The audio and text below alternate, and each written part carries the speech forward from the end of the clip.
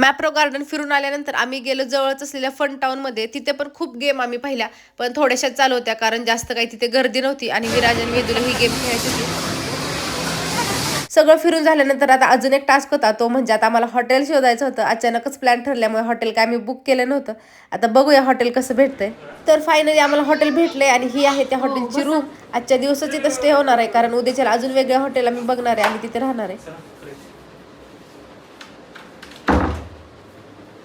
शंभू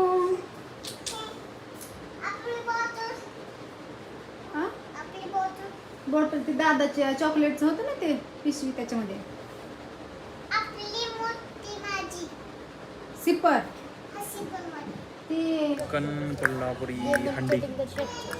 रूमवरच थोडा वेळ आराम करून आम्ही संध्याकाळच्या जेवणासाठी बाहेर पडलो आणि त्या हॉटेलमध्ये जास्त काही गर्दी नव्हती कारण बरोबर 7च्या आसपास आम्ही जेवायला गेलो होतो आणि आमचं जेवण ऑर्डर होईपर्यंत तिथे खूप सारी गर्दी झाली आणि खरंच जेवणाची क्वालिटी पण खूप चांगली होती.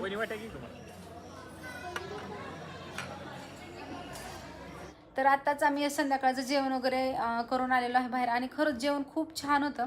तर आता म्हणलं डे 1 महाबळेश्वरच्या व्लॉगचा इथेच एंड करूया.